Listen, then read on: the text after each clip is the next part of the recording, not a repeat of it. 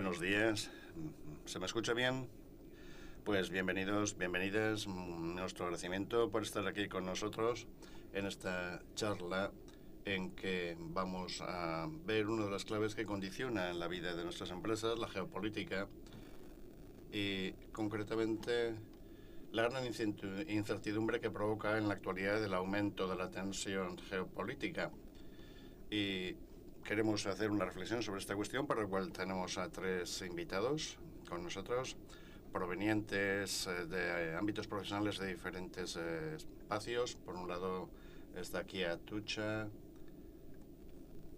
que es coordinador del Business School de la Universidad de Deusto, Asier Arambarri, que es responsable director de la Agenda 2030 del Gobierno Vasco, profesor de Relaciones Internacionales en la Universidad de Deusto, y también Leire Mancisidor de Stellum Capital.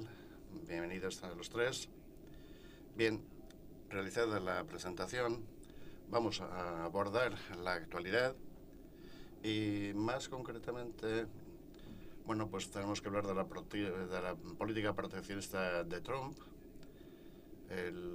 Estamos en plena cuenta atrás ante el plazo que se dieron Estados Unidos y la Unión Europea hasta el 9 de julio para dar una solución a la guerra comercial, pero de momento no se ha conseguido ningún acuerdo.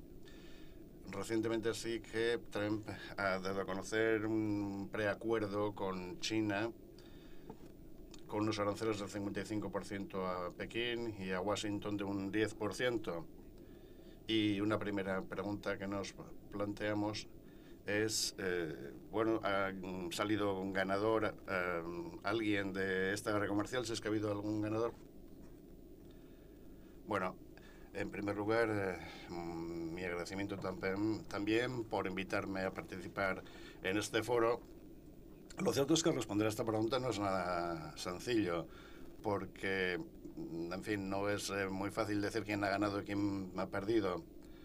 Si vemos los modelos económicos, bueno, pues esta es una medida contra el comercio y esto supone que va a disminuir, va a causar una disminución de la economía mundial. Pero yo creo que la pregunta hay que llevarla un poquito más allá, porque al fin y al cabo los aranceles son una política comercial que hemos visto a lo largo de la historia en muchos lugares, países que han hecho esto, Inglaterra, por ejemplo, antes de la revolución industrial, y también los 4 tigres o dragones asiáticos. Entonces la pregunta que nos tenemos que plantear realmente, yo no tengo una respuesta sobre lo que va a suceder, evidentemente, pero tenemos que abordar una visión a medio plazo y a largo plazo, y cómo van a ser estos países y otros países que, en base a las políticas económicas. Epe luzera ikusi beharko da sektore estrategikoak non kokatuko diren, eta orduan ikusi beharko dena eta ez du jarraitu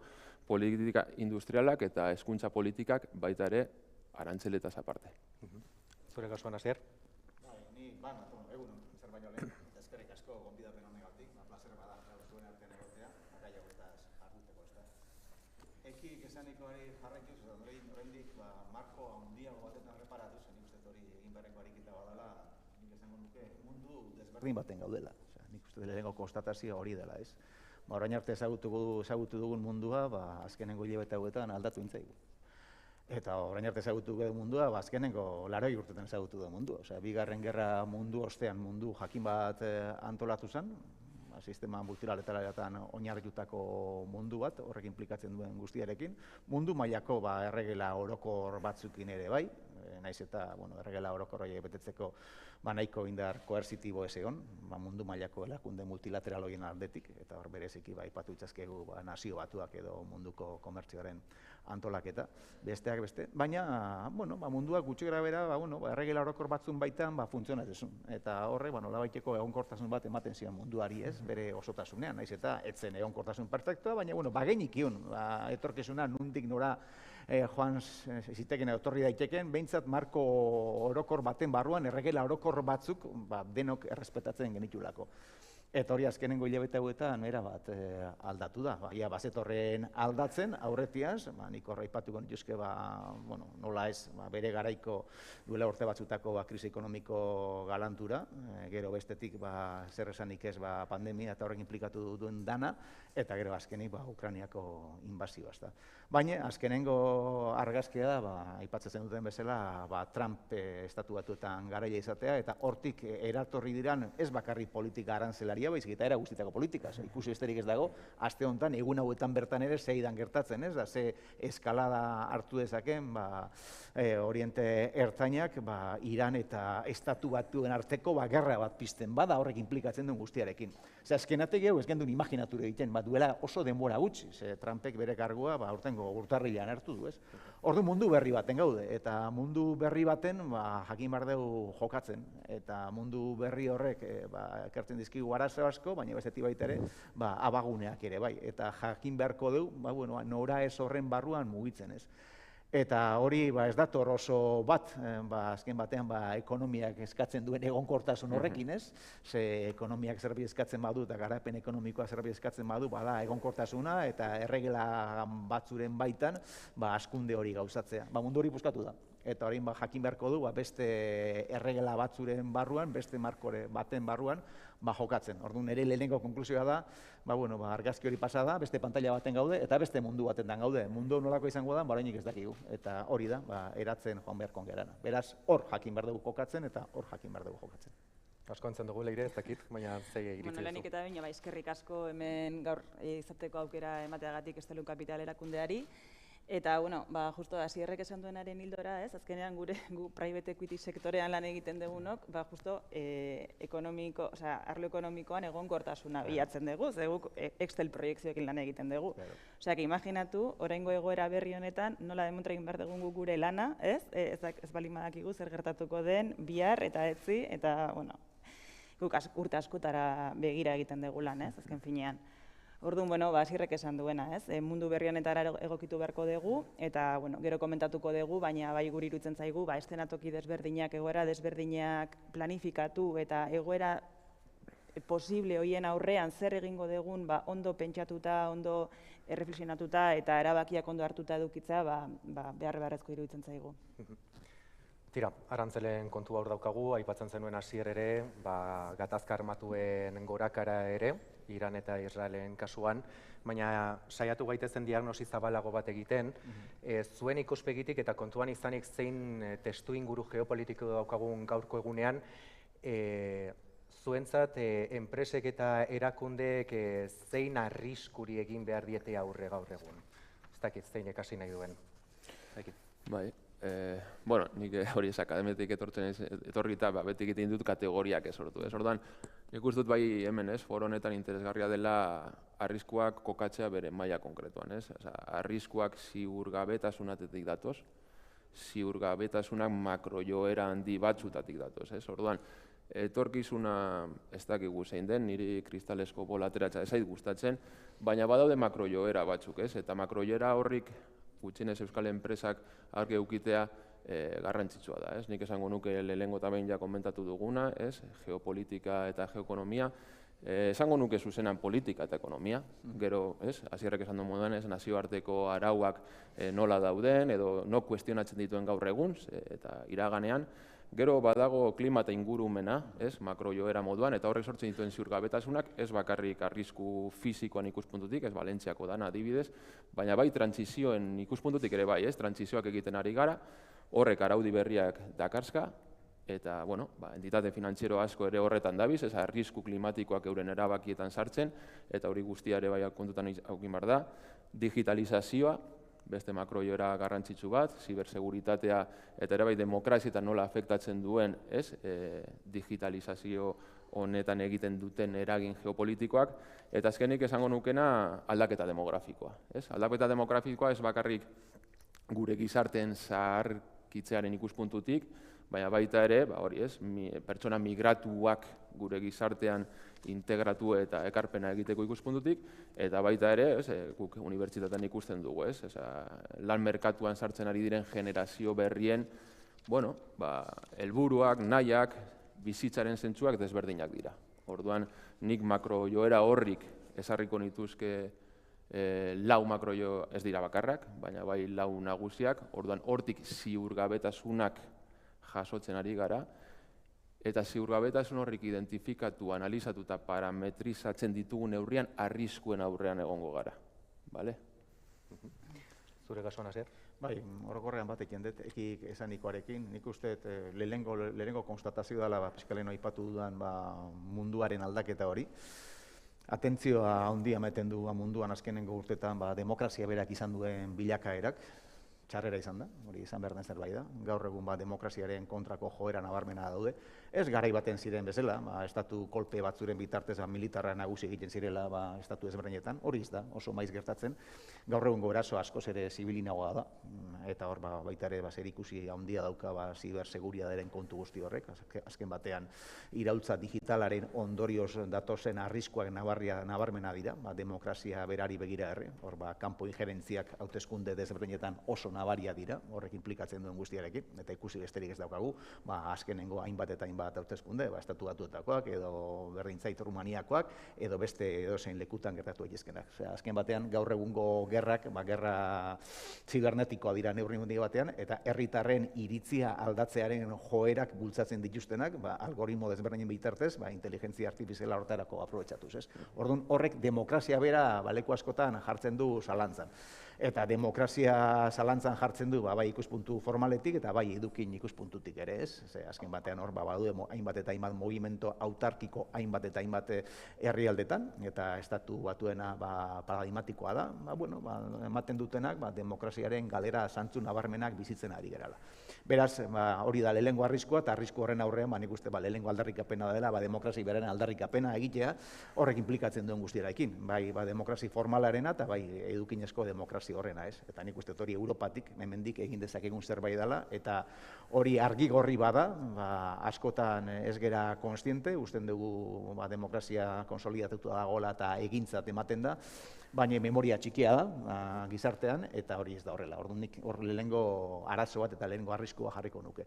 Eta gero, ekik aipatu dituen arrisku, edo hobeto esan, transizio handi horiei nola egin aurre erabakitzetik edatorra daitezke arriskua baitaren nabarmena dira. Aldaketa klimatikoa hitz egiten dugunean, aldaketa klimatikoak bi bertiente nabarmen ditu. Batetik energiaren geopolitika, mundua energiari esker bizi da, iturri energetikoei esker bizi da, eta iturri energetikoei zeinen lekuan dauden eta zeinen esku dauden, horrek markatzen du mundua, ez? Horrekin batera aipatu da baita ere iraultza digitala, azken batean zeinen esku dauden datuak eta datu horien gestioa baita ere horrek mundua markatuko du. Eta gero baita ere mugimendu migratorioak, horrek implikatzen duen guztiakin. Horrek batetik dauka zerikusi zuzen aldaketa klimatikoarekin, mundua lehortzen ari da, eta ondorioz migrazio mugimendu ikaragarriak izango ditugu epe laburrean. Eta gero horrek baita ere, Europar gizartei begira, eta bereziki gure gizarteari begira, dauka zerikusi zuzen erronka demografikoarekin. Hemen daukagu arazo handia gero eta gutxiago geralako. Eta aurretik esan den bezala, horrek berarekin dakar baita ere aldaketa soziokultural ikaragarri bat, baita ere gu bezalako realidadean ez, Europan eta gure kasuan ere bai, eta horri aurre egin behar zaio baita ere.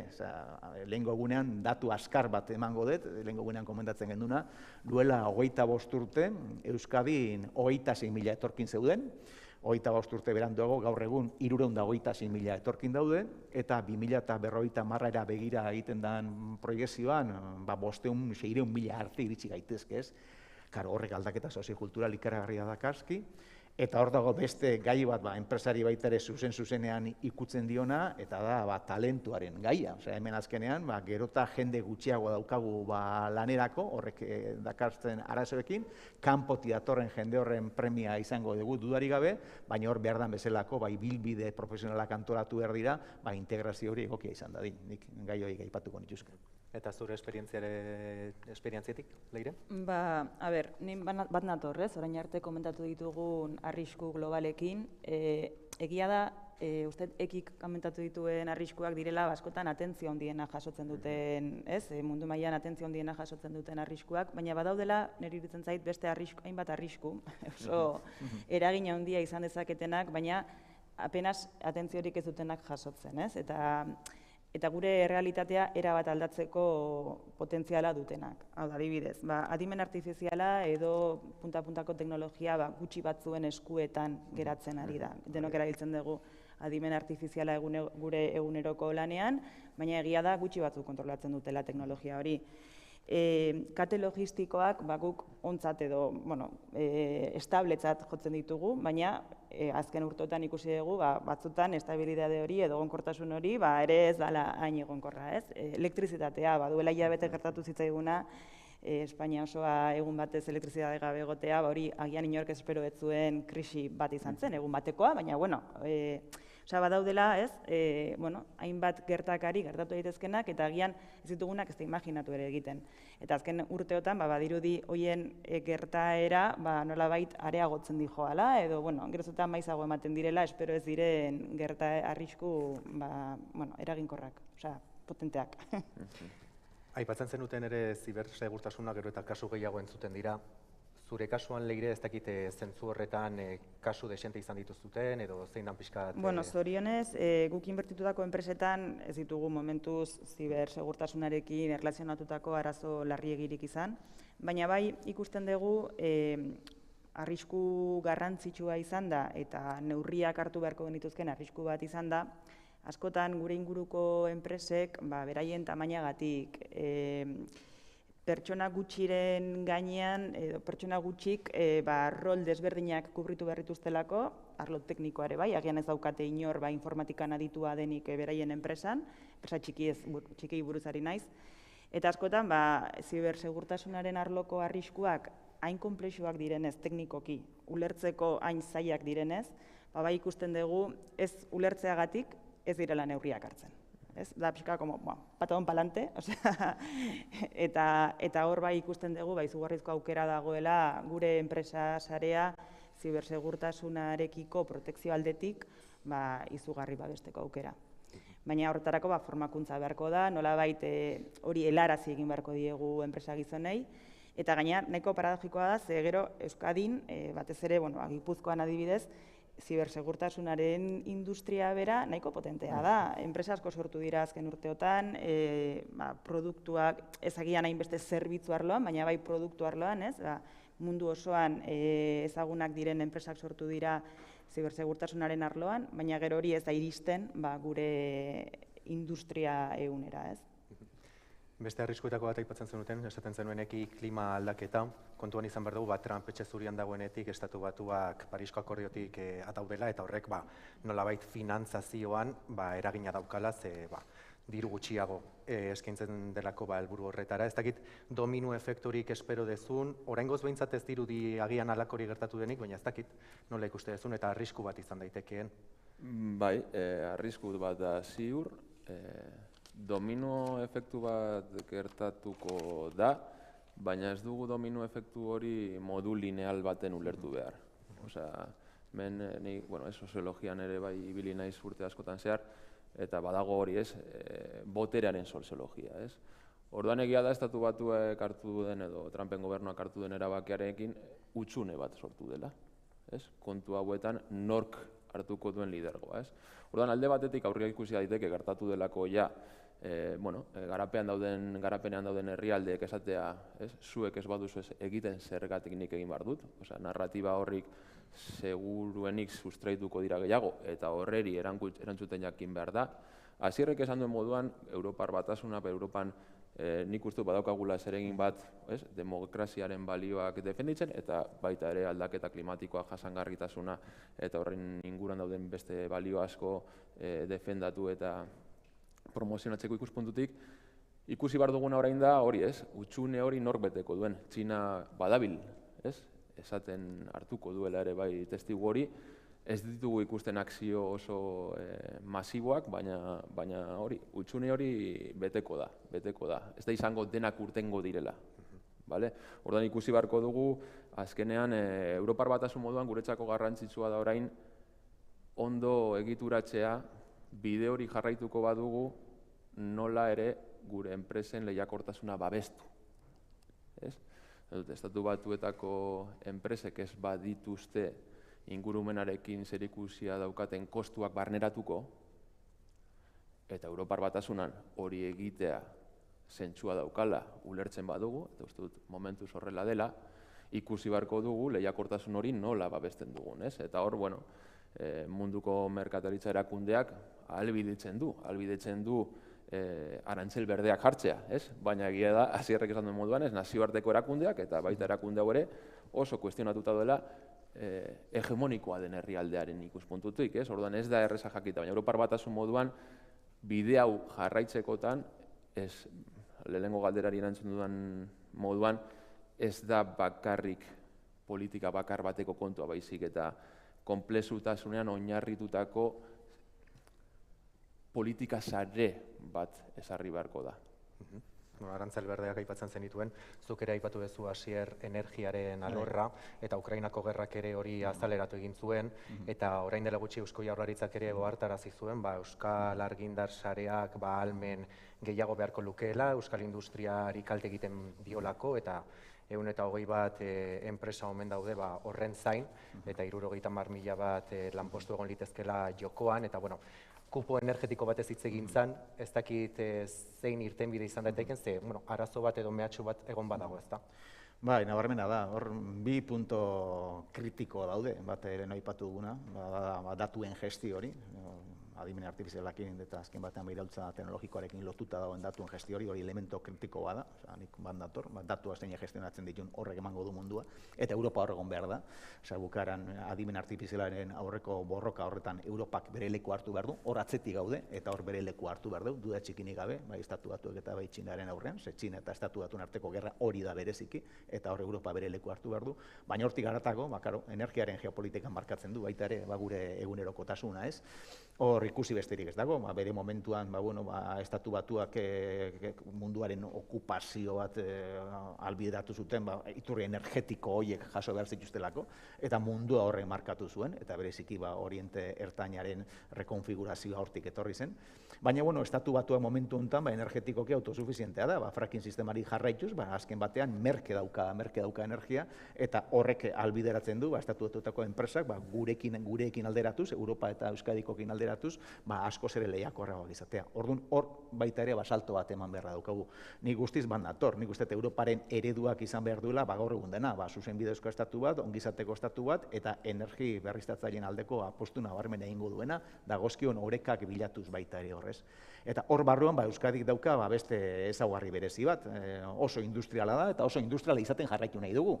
Ze nik uste industriaren aldeko apostua egiteak eta industriaren bueltan zerbitzu aurreratuak izateak horrek ematen diola herri bati ongizatea, duda txikinik gabe. Ze industriaren bueltan da industriaren bueltako zerbitzu aurreratuetan sortzen den enplegua, normalean enplegu egonkorra da, eta diru sarrera aldetik ere bataz bestekoan enplegu hobea da, ez?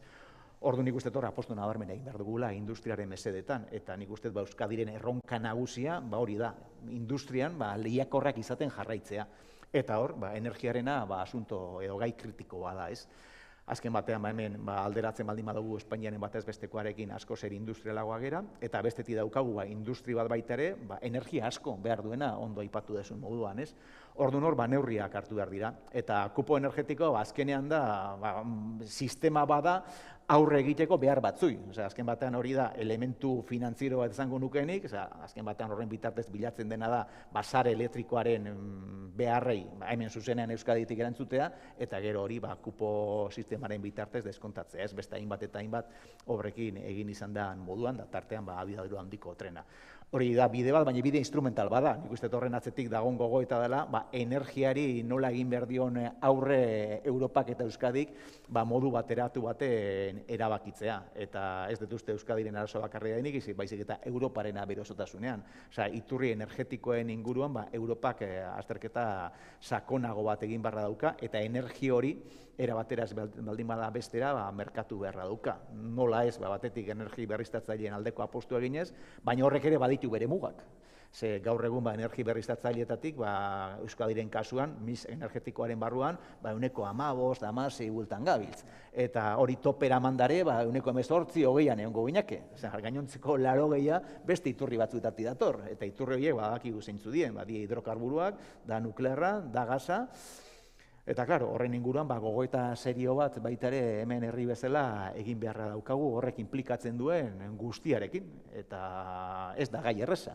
Ze energi berriztatzaileen inguruko apostuari danak egiten dugu, baina gero kostatzen zaigu gure mendietan parke eolikoak ikustea, ezta? Eta horrek baita ere badauka bere kontestazio soziala. Eta hori 120 horretan bakarrik. Beste 180 begiratzen baldin badiogu, hor baita ere arazo latza dauzkagu.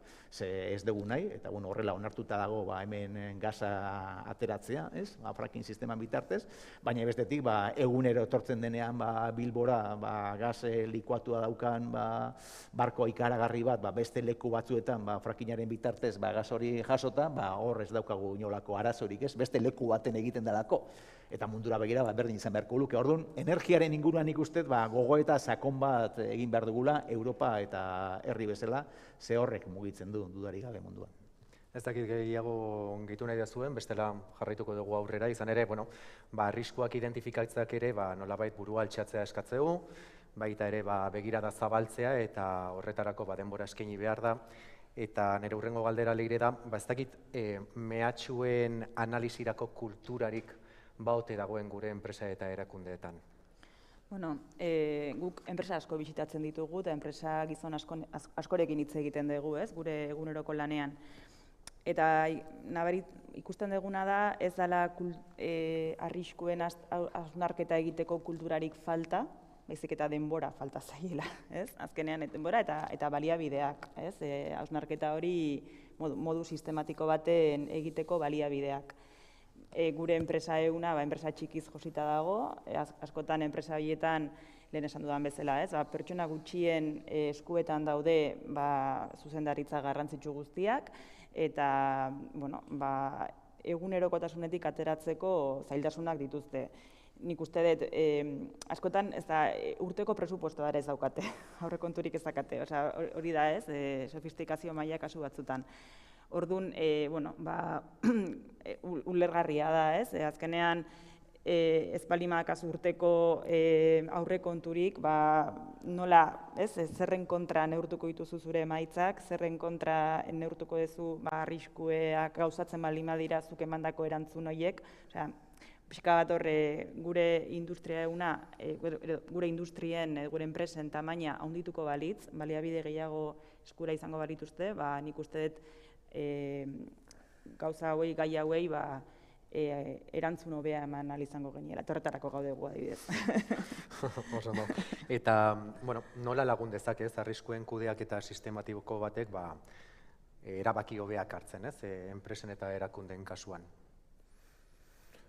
Nik, Leirek esan duenarekin ados, nik uste dut, lehenengo eta behin gaur egun gertatzen dena, eta historiara begiratuta ere bai, arriskuen relatoa oso barneratuta daukagu, eta egunero gabiz arriskuetaz hitz egiten, badaudelako, baina batzutan horrek ere paralizatu egiten gaitu. Orduan, arriskuen kudeaketa sistematiko baten onura zuzen bat da, enpresa batek edo klaster batek edo espazio kolektibo batek, unibertsitate sareak, Eusko Jaurlaritzak, egingo balu, lagunduko liekete ere bai enpresei jakiten zeintzuk diren beraien arrisku konkretuak. Ze bestela da, nondik hasiko naiz, Eta orduan, badaude tresna asko, hori arriskuen matrizea, Arrisko asko daude, baina zeintzuk inpaktatuko dute nire aktibitatea, eta inpaktatzen badute ze mailatan egingo dute, Eta orduan hasi alzara, esaten, hauek zainduko ditut, hauek jarraituko ditut. Gestio sistematikoa ikuspuntu horretatik garrantzitsua da. Beste abantaila bat badago, eragiten duena gure ikasitako narratibetan, ni lehengoa. Ekonomiatik beti izan da, eta galdera garrantzitsua da, efizientzia izan da galdera nagusia. Nola egin gure enpresak, gure ekonomia, gure izarteak efizienteago. Baina honen ikusten dugu, badaudela beste balio batzuk lortu behar direnak, dela sendotasuna adibidez. Eta batzutan sendotasuna lortzerakoan, galdu behar da efizientzia. Trade-off dago. Orduan, nik inoiz enpresa zuzendariekin eta formakuntzetan gabizen eta ostras, ideia ondo etortzen zaizkit, enpresa barruan ere eztabaida batzuk esartzeko, nahi ditugu sistema sendoagoak efizientzia galduarren, bai edo ez, zen mailatan, eta hori arrisku den kudeaketa batek laguntzen du egiten. Horrik esango nituzke momentuz. Guk adibidez, zerbait konkretua esatearren, enpresa baten inbertitzen dugunean, bultzatzen dugun iniziatiba bat da, daukaten aseguruen programa aztertzea. Askotan, aseguruak dira, igual duela 20 urte kontratatu genituen poliza batzuk, eta berriro inoiz begiratu ditugunak, eta askotan ez daude eguneratuta, eta ez datoz bat enpresaren errealitatearekin. Eta hor, da oso akzio txikia, oso puntuala, ez da batere konplexua, baina bai balio du, gutxienez, hondamendi bat gertatuz edo zerbait gertatuta, gutxienez zure aseguroak erantzun proportzional bat ematea, ez? Bai, nik horbait ere ikusten dudana da, leheno komentatu dut, ez? Mundu berri baten gaude, baina, mundu berri horre baita ere abagune edo oportunidade batzuk eskaintzen dizkigu, ez? Orain arte mundua eta nazioarteko harremanak, leheno komentatzen duenaren bidetik, ez? Estatuen esku ondila neurri handi batetan, gaur egun ez da horrela. Eta hori bestatik oportunidade handi bada, guztiontzat, ez? Azken batean, Euskadi bezalako entitatek zerezan handiago bat izan dezakete mundu horretan, gure hiriek ere bai, eta gure enpresek ere bai, ez? Asmatzen badugu. Nik uste hor mundu horretan jakin behar dugula behar den bezala sarritzen eta behar den bezalako aliatuak bilatzen, ez? Ze gaur egun munduak aukera hori ematen digu. Eta lehen mailako sareetan sartzea, ezinbesteko saioz bai da. Bai gobernuen ikuspegitik, bai unibertsitateen ikuspegitik, bai zentro teknologikoen ikuspegitik, bai enpresen ikuspegitik. Eta nik uste gobernu batek bereziki enpresa munduari, Jaurlaritza bezalako gobernu batek enpresa munduari hortan lagundu behar diola.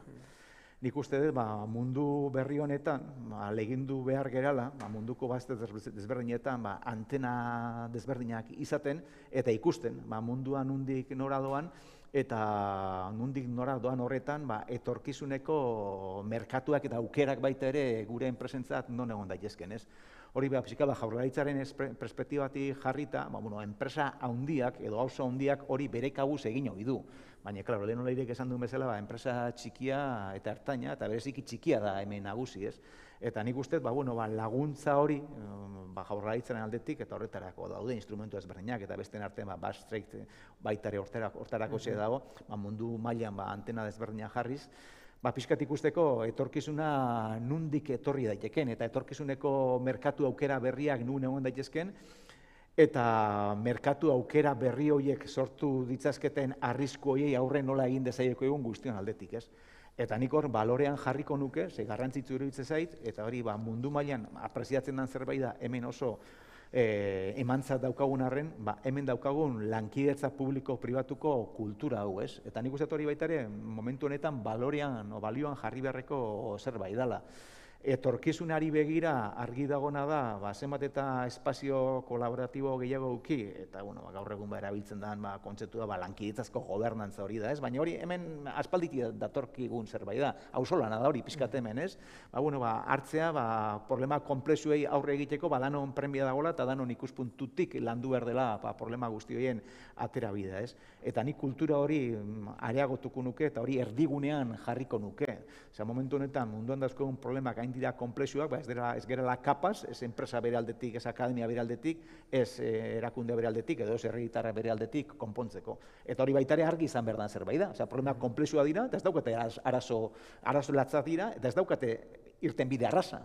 Ze politikatik ere askotan arazo komplexuei irtenbide erraza dagoela esaten da, eta hortik sortzen dira populismo guztiak, ez? Begira, Trump berak ere esan zuen, kargu aurte horretik, 2-3 astetan, martxan dauden 2 gerra bukatuko ditut, ez? Batetik Gazakoa eta bestetik Ukranikoa. 3. bat sortzear dago, eta bea da protagonista, 5 hilabete pasata gero, ez? Orduan, klaro, populismo hori da, esatea, problema komplexuei erantzun errazak edo errezetan magikoa daudela. Eta ez daude, eta hori herritarrei izan bertzaio eta enpresari ere izan bertzaio. Baina bestetik adierazi berda baita ere, haizu, hemen prest gaude elkarrekin bide jorratzen hasteko.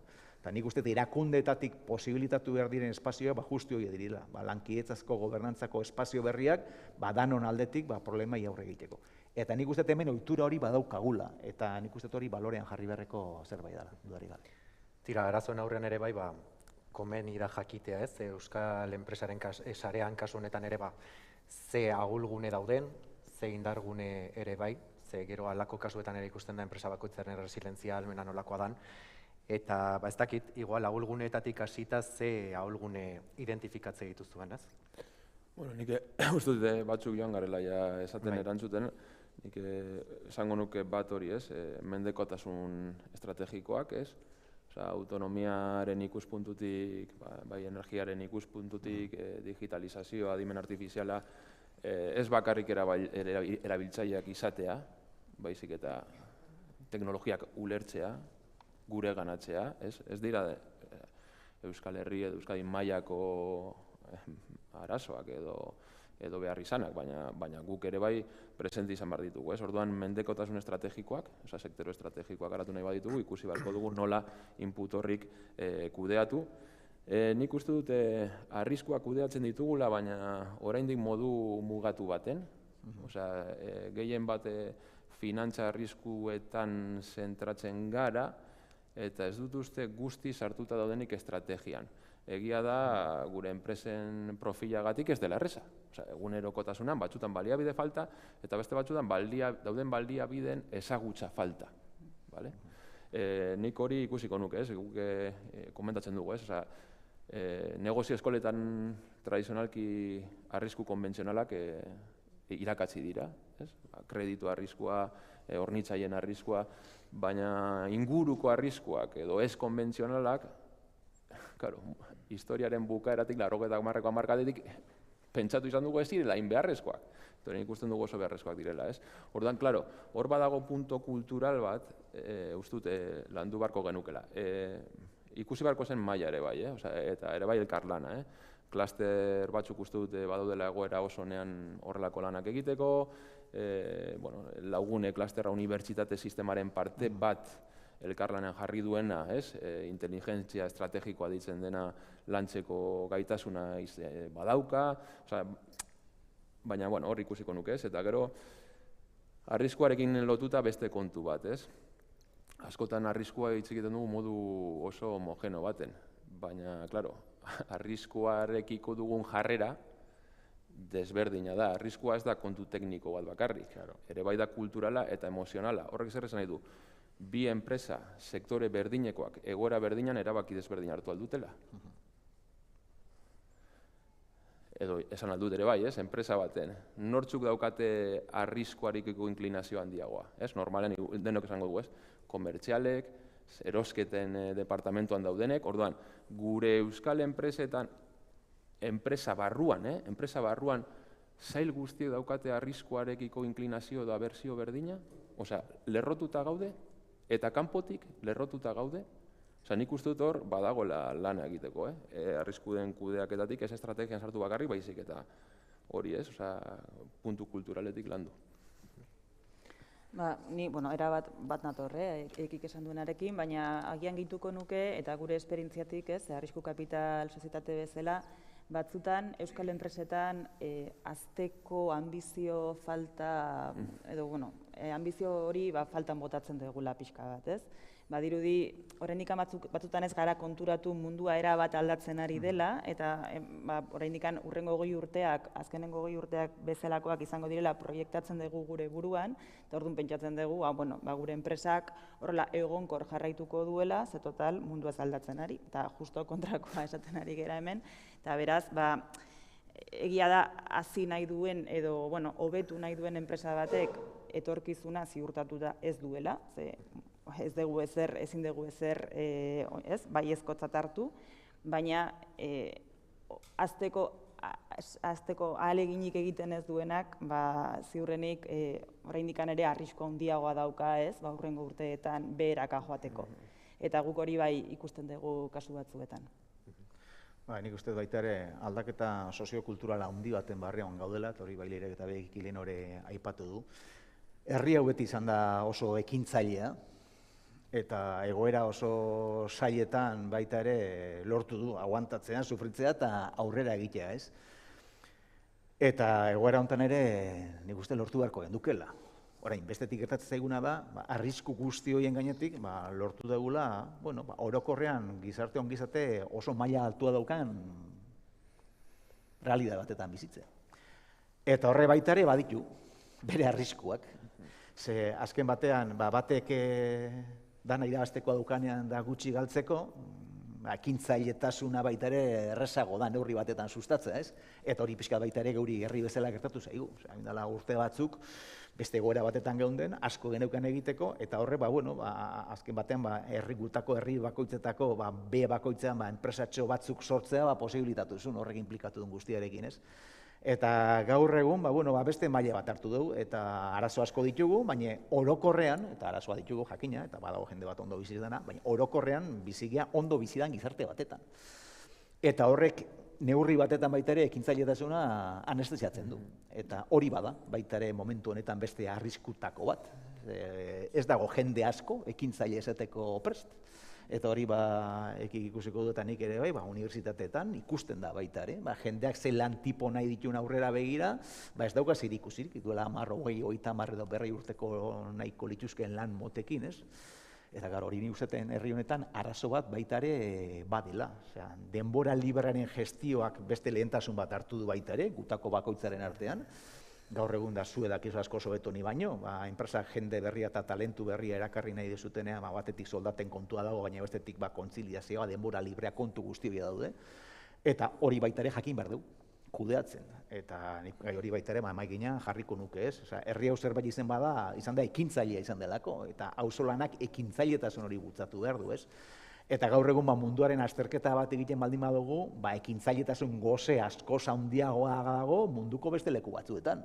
Eta beste behiratu besterik ez daukagu, Asiako egia hortara, ez? Askoz gizarte gazteagoa dira, hemen lehen esan dudana, erronka demografikoko arazo nagusi bat daukagu gizarte zaharkitua gera, aldiz, Asiera jotzen badugu, Afrikaraz esanik ez, baina Asiak beste oinarri batzu ditu, frente egiteko erronka berriei, gizarte askoz gazteagoa dira, eta gizarte askoz gazteago diren neurrian askoz ere ekintzaileagoa dira, ez? Eta hemen Europan orokorrean da Euskadin baita ere gizarte zaharragoa gera, eta horrek ekintzailetasunaren maila baita ere jatsi egiten du. Orduan horrekin batera aprobetxatu beharko genduke kanpotik datorren jende hori ere, eta kanpotik datorren jende hori ere pixka gure kulturan barneratu eta ekintzailetasun hori piztu. Ez nik hor erronka ikaragarri handia ikusten dut aurrera begira. Eta hor espabilatu behar gera. Ni baino askoso eta akizute, enpresen transmisioak ere, generazioz generazio, arazo handia dauzkate, eta enpresa asko saldu izan dira baita ere Euskadin, ez delako erreza, enpresa gizona, enpresa emakume izatea, eta hori baita ere balioan jarri berdan zerbait da, baina nik uste hor, kultura aldaketa baten aurrean gaudela, eta hor lan berezi bat egin behar dugula danon artean, balioan jartzeko eta balio berezian jartzeko ekintzailetasuna maila guztietan. Eta hor ez dudik badukagula arazo bat, eta arrisku propio bat, frente egiteko gai izan behar gerana, lehen aipatu dudan, espazio kolaboratibo hori sortuz, eta ekintzailetasuna balioan jarriz, eta ekintzailetasuna sustatuz, eta alik eta errestasun gehienak eskainiz ekintzailetasun hori bideratu dezagun. Ze hor baita ere, antolatu dugun administrazioa baita ere oso burokratikoa da handi batetan, eta ekintzailetasuna bera ere, askotan ez du gusten, ez? Zer esan nahi eta honekin? Ekintzailetasunak berekin daukala akatza, eta hankasartzea eta failatzea, eta karo, kultura hori ere ez daukagu agian oso barneratuta. Azken batean, zu kurrikulum baten jartzen baldin baduzu, hainbat eta hainbat ekimenetan fallatu dut, baina 10. asmatu dut, hori neurri batetan penalizatuta dago, bereziki goraipatuta egon berlukenean, ez? Zenbat eta gehiago saiatu den horri, aukera gehiago eman bertzaizkio, ez? Orduan hor badaukagu, nik uste hor zerregin handia daukagula, baita administrazioaren ikuspuntutik ere, neurri handi baten, ekintzailetasuna baita ere desregulatuz, ez? Hori askotan aipatzen dana da, estatu batuek asmatutzen dute, Txina kopiatu du eta Europa regulatu du, ez da? Guk hor baita ere, izaera regulatzaile hori ondo dago eta beharrezkoa da, bestela daukagun gizarte hau ez gendulako izango, baina nik uste hor ekintzailetasunaren inguruan danok gogoeta handi bat daukagula egiteko. Hori ahulgunetako bat da, baina jarri dezagun ere pixkat ikuspuntu positiboa ere ez, zeintzuk dira gure indarguneak, ez? Nondik hasi? Nik justo jarraituko nuke hemen hitz dugun puntu honetatik, ez? Askotan hori, ez? Euskal enpresa eta hitz egiten dugunan, ez dugu txikiak gara, ertainak gara, eta nik uste dut hor daudela indargune batzuk. Bat, herri oso modan dagoen resilientzia, ez? Osea, saretuta gaude, konplexuak gara, eta heterogenitate horretan inpaktuak jasateko indarra badaukagu. hazkundeak eskalako ekonomiak eta efizientzia ematen digu, baina txikitasunak ere baditu indargune batzuk ondo identifikatuta sistema resilientego bat sortzea ahalbidatu aldutenak. Beste kontu bat, nik pasadan astean edo horrekoan nire lankida den, eta horregatik aipatuko dute ados nago berak hitzaldi bat eman zuen Donostin, berak esaten zuen ziurgabetasunaren aurrean sustraitzea, ante la incertidumbre arraigo, Eta nik uste dut euskal enpresak orokorrean badaukala sustraitze hori, eta hori beharrezkoa da sendotu eta ziurgabetasunaren kontra egin nahi badugu. Beste ekimen bat astelehen honetan egin zen, eta nik uste dut oso interesgarria dena, BBK-kunan egin zen, eta bertan orkestrak publikatu zuen gure ekosistema ondo ulertzea. Eta hori, eurek esaten dute, Euskadin baditugula 30-35 enpresa izkutuko txapeldunak direnak. Eta nik uste dut, hemen publikoari galteko, badakigu zeintzuk diren? Badakigu denok zeintzuk diren? Ze ezaugarri dituzten? Besteak ere bai, baina horri konkretuki mapa bat badaukagu, baliabide bat badago, mapa bat existitzen da. Orduan, baditugu gutxienez, 30-35 izkutuko txapeldun, nazioartetzeko ahalmen handia daukatena eta sustraituta daudenak. Ze kapital finantzieroa lortzea askotan ez da erreza, baina kapital soziala lortzea askoz ere zailagoa da. Ze horrek behar du denbora, konfiantza, erlazioak eta bar. Gizartearen konfiantza, stakeholder edo interes taldeen konfiantza, eta hori landu behar da. Orduan, nik uste dut euskal enpresaren indargune bat, gizartean murgilduta dela kapital soziala baduela zentzu horretan. Horrik aipatuko nituzkenik hori, saretxe konplexu hori, txikitasun eta ertaitasunean, eta beste alde batetik hori, nazioarteko gaitasuna, ez guztiek, baina batzuk bai, nazioarteko gaitasun horretan, kapital soziala mantetzeko gaitasuna ere bai. Zuek zein indargune gehiago ikuste dituzue?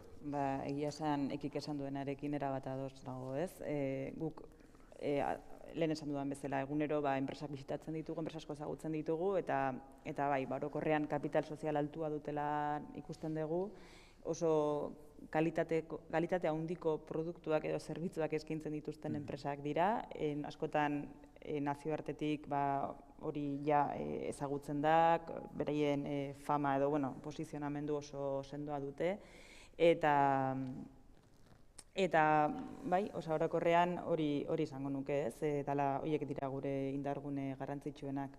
Eta, askotan ere, lehen Asierrek esan du, generazio batetik bestera pasatzerakoan ere, maiatxuak egoten direla, edo, ahulgune bat izan daitekela, askotan ez dagoela relebo generazional hori, eta guk bai ikusten dugu, askotan jabetzak, errotuta mantendu nahi duela enpresa lurraldean, eta horretarako beste irtenbideren bat bilatzen duela, agian bere seme-alabei enpresa pasatzea ezinezkoa da, baina beste norbaiten bitartez enpresak bere proiektua jarraitu dezala lurraldean errotuta. Nik hor, Euskadiko enpresa txiki eta ertainaren izaera hori, ekik eta Bagilerek egin duten bezala balorean jarriko nuke, lehen aipatutako zaitasunak eta ahuldadeak hor dauzkagu, baina nik uste herri industrial bat izaten jarraitzen dugula, horrek implikatzen duen guztiarekin, eta nik uste hori azpimarratu beharreko zerbait dela. Baukagu bokazio industrial bat, eta bokazio industrial hori behar den bezala bideratzen jakin behar dugu. Eta leheno aipatzen duen bezala, mundu honek eskaintzen dizkigu, abaguneak industri bokazio hortan lehiakorrak izaten jarraitzeko. Hemengo enpresa betidanik egon da kanpoan. Eta hor, kanpoan egoteko kultura bat ere badukagu. Duela urte pila batetik. Arrisku guztiak asumituz, kanpora atera gea, ez? Egoera benetan zailetan. Eta nik uste hori dela baita ere momentu honetan bultzatu behar dena, ez? Jaurlaritzak ere, kanpo harremanetatik hor, Euskadi globala izeneko estrategia bat martxan jarri du, eta azkenean da, enpresei ere marko bat eskaintzea, joku marko bat eskaintzea, kanpoan jokatu dezaten. Zeni lehen nion bezala, momentu honetan klabea da, kanpoko sarerik onenetan egotea. Eta hemen kultura hori ere badaukagu, klasterren kultura hori badaukagu baita ere hemen, aliatzeko kultura hori badaukagu baita ere hemen, eta nik uste hori ahalegindu behar gerala areagotzen. Realidadean errotutako enpresa batekin, nik hor guztiz bat egiten dut, hemengo enpresa orokorrean realidadean errotua da eta gizartean inplikatutako enpresa bada. Hor jakin behar dugu kanpo talentu hori, erakartzen da kanpo talentu horri ere kultura hori ezartzen. Nik uste hori oso importantea dan zerbait dela. Munduan gutxitan gertatzen, leku gutxitan gertatzen delako hori. Osea, hemengo enpresa herri ekimenetan oso sartua dago. Eta Leirek esate zuen bidetik, seme-alabak ez badima dutere hartzen enpresaren gerotza, kanpotik datostenak gutxienez kultura hori hartu dezatela, herrian errotuta gotearen kultura hori, eta gero beti mantendu kanporako joera hori, kanpoko sarerik onenei lotuz. Eta nik uste erakundeetan aldetik, lankidetza publiko-pribatuan bereziki landu beharreko gaia hori dela. Eta hori Lehenokik aipatzen zuen, eta bereziki enpresa txiki eta ertainen aldetik ere hori da bereziki momentu honetan guri Jaurlaritzari demandatzen zaiona, ez? Hemen badakigu, arrisku finantzieroan erortzen badakigu, baina arrisku finantzieroetatik haratago arrisku ez finantziero pila bat dago momentu honetan. Eta horrek sortzen ditu, hainbat eta hainbat arazo, ezta? Ze, klaro, mundua erabat interdependentea da, eta erabat interdependentea da neurrian, klaro, enpresak, segun nola jun nahi duten, eta nora jun bakarrik ez, baizik eta jun nahi duten leku horretan, ze implantazio eukin nahi duten, bulego komerzial bat iriki, planta produktiboa zabaldu, klaro, guzti hortarako behar dituzte laguntzak, eta hor, nik uste, alderdi geopolitiko, geoestrategikoarekin lotuta dauden arriskutan, enpresei bereziki lagundu bertzaiela. Bokazio industrial hori badukagu, kanpora hartetzeko bokazio hori ere bai, eta nik uste erakundeetatik lankidetza publiko-pribatuan orientatzen lagundu bertzaiela, nolabait esaten den, enpresa diplomasi horretan bere bidea egiten joan daitezen. Eta nik uste hori momentu honetan egiteko moduan bagaudela, segu bezalako realidadeak mundu zor honetan bere lekuak errezago bilatzeko moduak ere badauzkate, eta hortan asmatu behar du. Aipatu duzu ez, erakunde publikoa jokatu behar duten rola, ziurgabetasun egoera hauetan, agian ez dakit unibertsitatetik ere zer rol joka dezaken? Bai, nik uste dute unibertsitateak, ez bakarrik unibertsitateak, nik esango nuke Euskadi mailan teknologia eta berrikuntza ekosistema bere osotasunean eta elkarlanean, eta baita ere nazioarteko erakunde desberdinak. Nik uste dut hori ez, zaila izan arren, eta arriskuak definizioz arrisku izateko gertatzeko aukera bat izan behar dute, eta batzutan sorpresa sartu gaituzte, igual zizne beltzak izan ezarren. Baina nik uste dut unibertsitatei, akademiari eta zientziari tokatzen zaigula hori ez, aurreratzeko gaitasun hori ekosistemara pasatzea. Ez nahi dut esan, gaur izan dugun eztabaidan, planteatu ditugunak, makrojoerak ondo identifikatuta izatea. Makrojoera horrin atzean dauden indar eraldatzaileak zeintzuk diren jakitea. Hau esaten dut, adibidez, Ekonomiako Foro Mundialak badaukalako hau eginda, eta egiten du nazioarteko unibertsitate eta zentro teknologiko askorekin. Jartzen duzu geopolitika, eta zango duzu geopolitika interesatzen bazaizu, egonadi honetara, honetara, honetara eta honetara. Eta gero, bigarren maila gainera egonadi honetara, honetara, honetara. Orduan, nik uste dut, unibertsitateak, ikerketa zentroak egin behar dutenak dela hori, ez? Antizipazioan, ezagutza zientifikoaren bitartez, ekosistemara luzatu informazio bat enpresentzako eta beste erakunde askorentzako garrantzitsua izan daitekena. Ez dakit enpresaren aldetik, zer rol edo? Ez, agian guk arrisku kapital bezala egiten deguna da, kontestu inguru honetan, gure finantziazioa eskaintzeaz gain, gure saiatzen gara baita ere balio erantzi bat eskaintzen, batez ere 3 ardatzetan, ez? Alde batetik, gu kapitalean sartzen garenean, enpresa baten kapitalean sartzen garenean, hazkuntza inorganikoa bultzatzen dugu, iruditzen zaigu, hasteko beste modu egoki bat, interesgarri bat izan daitekela, askotan zailtasunagatik edo, ez? Zerbait arrotza bezala ikusteagatik, ez da begiratu ere egiten. Bestalde batetik, gu geuk ere daukagun gure esperientzian oinarrituta, arlo estrategikoan batez ere balio erantzia eskaintzen saiatzen gera, eta noski kapitala txertatzen dugu enpresetan, beraien balantzea sendoagoa izan dadin, eta hezkuntza prozesu horiek errazago eraman ditzaten. Azkeneko puntuari helduko diogu orain, esaten zenuez, eki bola magikoa hartzarena ez dela bat ere erresa izaten, baina, bueno, saiatu gaitezen pixka bat behintzat, ze azkenen, bueno, zuen ikuspegitik euskal gizarteak ez, eta bere eragileek, aipatu dugu, erakundeek, unibertsitateek, enpresek, hurrengo 10 urteetan hartu beharreko norabide estrategikoa zein izan daiteken, ez? Halako egoerei aurre egiteko. Bale, nik uste dut berriro, ez, egituratzen apur bat ideiak, ez, nik egingo nuke apur bat hori, ez, osea, erresilientzia adimenduan, nahi dut esan, nola integratzen ditugu benetan elkarrizketa honetan komentatzen joan garen gaitasunak, nola sistematika baten sartu, eta nola aurreratzeko gaitasuna izan jakinda guztiraz galera aurreratuko, bale? Hori alde batetik. Gero nik uste dute hori ez, apur bat hasierre komentatu duen ikuspuntuarekin lotuta ez, ekintzailetza eta bai enpresen jarrera ez, eraldaketa berritzailea eta sistemikoa. Zer nahi dut esan honekin, osea, tokiko gaitasunak sendotzea, osea, jakitea lehenengo ez, diagnostiko onak izate eta gabiz egiten, eta gero ikusi ez, nola lortu aldugun, aipatutako gauza guztiak bere tokian kokatzen, elkarlanean beste modu batera ezin delako egin, ez? Eta gero hori ez, transizioetaz hitz egiten dugu, eta azkenengo bat, eta hasierrek ere komentatu du, gobernantzarekin zer ikusi daukana, eta nahi dute esan, garrantzitsua da, ez? Batzutan harritzen gara, ez, nola heldu garan puntu honetara, nazioarte edo mundu mailan, baina, karo, egon dira ja sakoneko korronteak atzetik, ez? Eta guk gure gizartean ditugun balioetan sinesten badugu eta mandetu nahi baditugu, horretan lan egin behar da, nahi dut esan, ez? Gizartea, demokraziaren balioak, trantsizio justoak, gizarte guztia barruan dagoela sentitzea, nik uste dut Euskadirentzako, eta nik uste dut egin dugula bide hori eta askotan izan garela erreferente, ez? Kasu hauetan, baina ez dugu bide hori galdu behar, ez? Nazioarteko korronte hauek ikusarte batzutan esaten, bueno, eta zergatik ez gara urtetzen hemendik eta bakarrik lehian pentsatu. Ez nik uste dut alderantziz izan behar dela. Hori kontutan izan behar da, baina demokraziak sustengatzeko trantsizio justoetan pentsatzea garrantzitsua da gizarte egonkorrak behar ditugulako,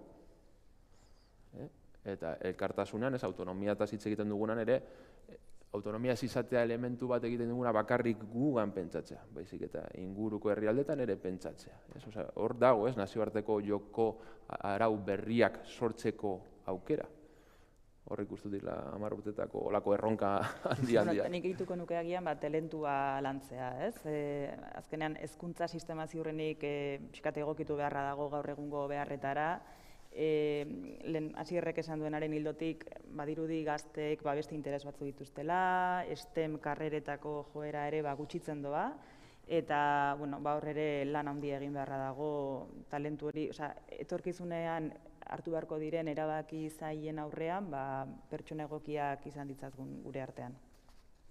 Nik ere hortik ikusten dut, batetik aipatu dugu hirurok, hemen badaukagu herri hazkunde eredu bat, eta da herri hazkunde eredu sostengarri bat, eta hori egitea lortu dugu, eta herri eredu hazkunde sostengarri horretan dano daukagu parte hartzea, erakundeek, akademiak, enpreset, danon artean egin du hori, ez? Eta nik uste hori balorean jarri berreko zerbait dela.